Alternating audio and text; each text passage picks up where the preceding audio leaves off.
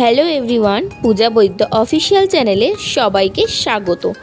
আজ আমি তোমাদের সাথে চিংড়ি মাছ ও পটল দিয়ে একদমই নতুন স্বাদের ও নতুন ধরনের রেসিপি তৈরি করে দেখাবো, যেটা কিন্তু তোমরা ভাত, লুচি, রুটি, পরোটা সব কিছুর সাথেই খেতে পারবে।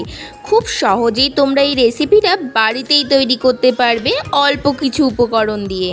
তাহলে চলো দেরি না করে ঝটপট রেসিপিটা জেনে নাও। আর যদি তোমরা আমার চ্যানেলে নতুন হয়ে থাকো তাহলে অবশ্যই আমার চ্যানেলটা সাবস্ক্রাইব করে দিও। এই রেসিপিটা তৈরি করার জন্য আমি প্রথমেই নিয়ে নিয়েছি কিছু পটল, আর এগুলোকে ভালো করে খোসা ছাড়িয়ে পটলের এক মুখ কেটে নেব, যাতে পটলের ভেতরে সহজেই আমি পুর ভরতে পারি। এরপর চিংড়ি মাছগুলোকেও ভালো করে ধুয়ে খোসা ছাড়িয়ে নিতে হবে। আর পটলের যে মুখগুলো কেটেছিলাম সেগুলো কিন্তু একদমই ফেলে দেওয়া যাবে না। আর পটলের মধ্যে থাকা বীজগুলোকে কিন্তু সম্পূর্ণ বের করে নিতে হবে। তারপর কিন্তু আমি নিয়ে নিয়েছিলাম পরিমাণ মতো সর্ষে, কাঁচা লঙ্কা, কাঁচা তেল, নুন ও সামান্য হলুদ ও একটি নারকেল। তারপর এই উপকরণগুলো একসাথে একটা পেস্ট বানিয়ে নিতে হবে।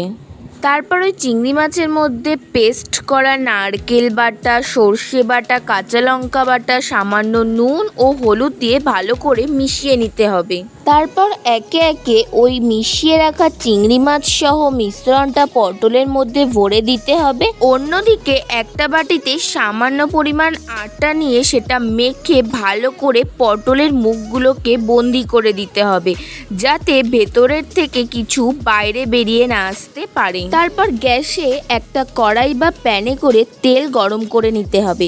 তারপর একে একে পটলগুলোকে ভালো করে ভেজে নিতে হবে। এরপর আবারও কড়াইতে সামান্য তেল দিয়ে বেটে রাখা সর্ষে, কাঁচা লঙ্কা, সামান্য নুন, হলুদ ও নারকেল বাটা দিয়ে ভালো করে কষিয়ে নিতে হবে। তারপর ওই গ্রেভিতে ভেজে রাখা পটলগুলো আস্তে আস্তে দিয়ে দিতে হবে, যাতে সেগুলো ভেঙে না যায়। তারপর গ্রেভি ঘন হলে চেরা কাঁচা লঙ্কা ও সর্ষের তেল দিয়ে নামিয়ে নিতে হবে।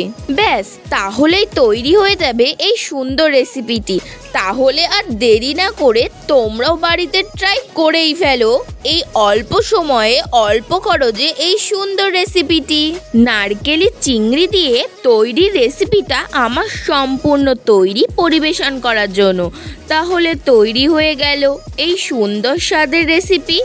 তাহলে বন্ধুরা, এই রেসিপিটা বাড়িতে একবার ট্রাই করেই দেখো। আশা করছি তোমাদেরও খুবই ভালো লাগবে। আর যারা ভিডিওটা প্রথম থেকে শেষ পর্যন্ত দেখলে তারা like, comment, share and subscribe করে দিও।